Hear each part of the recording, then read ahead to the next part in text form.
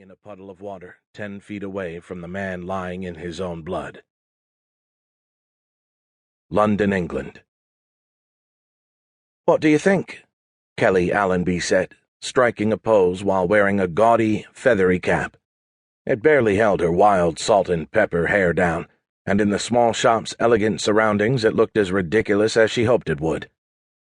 "Am I posh?" "Fit for a royal wedding, you are," her husband Hugh replied, failing miserably at matching his wife's natural British accent. She swatted his arm. "Bollocks. They won't let me within a block of the palace. And please, no more accent." "Is it really that bad?" She placed the hat back on the mannequin's head.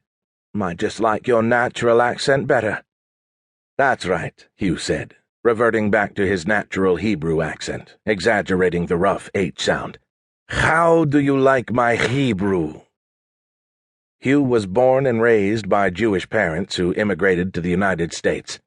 His Hebrew accent emerged when surrounded by family, but otherwise he had a bland American accent, which to an American meant he had no telltale accent at all. "Hilarious," she replied, patting his face. She glanced at the shopkeeper and saw he was far from enthused by their antics. When they'd entered the shop, he'd greeted them kindly, no doubt scenting a sale, but it quickly came clear they were simply amused by his wares. "Time to go." She took Hugh by the arm and dragged him to the door. "But I still need to try on the hat," he said. "You need to buy me lunch."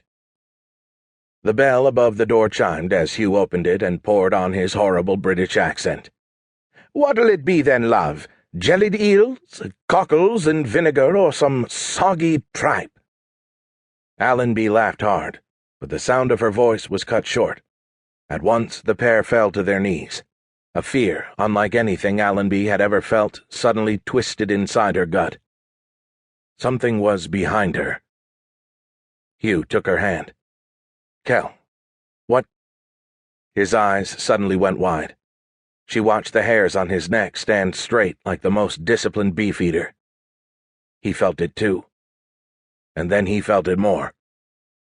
With a scream of pure fright, Hugh spun around. He scrambled away from something unseen, but felt. He climbed to his feet, screaming out of his mind, and then, in a flash of unforgiving violence, he was removed from his body. He had run into the busy street directly into the path of one of London's hallmark double-decker buses. The swift-moving 7-ton vehicle struck him hard and carried him from view. While the bus's brakes squealed and its occupant shouted, Allenby sprung to her feet, pursued by something unseen, her need to race to her husband's aid replaced by the uncontrollable urge to run in another direction. As she scrambled forward, she failed to hear the shop bell ring behind her. Oblivious to the still-moving traffic in the lanes beyond the bus, Allenby charged ahead, destined to meet the same fate as her beloved. Unlike Hugh, she never made it into the traffic. The shopkeeper had seen everything, alerted by a sudden and fleeting spike of fear. He didn't react in time to save Hugh, but he tackled Allenby to the pavement, holding her in place for 5 minutes while she screamed in unhinged terror. And then all at once, the strange mania wore off. She wept for her husband, but only for a moment.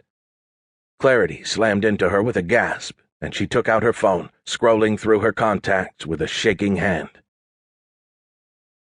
Northwood, New Hampshire. The creak of the staircase sounded like the high-pitched whir of a dentist's drill, making Maya Shiloh cringe. It wasn't because she feared the dentist or that the sound would wake her son. It was because the creak came from 3 steps above and behind her. She spun around with a gasp. The stairs were empty. She paused halfway down the old wooden steps as a shiver ran through her body. Her arms shook, the nervous energy working its way out through her fingers. She clenched her fists, reined in control. She'd never been one to scare easily, but the dream that had woken her— Images of her drowning son, just out of reach, flashed back into her mind. She squeezed her eyes shut and calmed herself with a deep breath. She'd been crying when she woke, sobbing. The tears had faded when she realized it had been a nightmare, though the white, salty streaks crisscrossing her cheeks remained.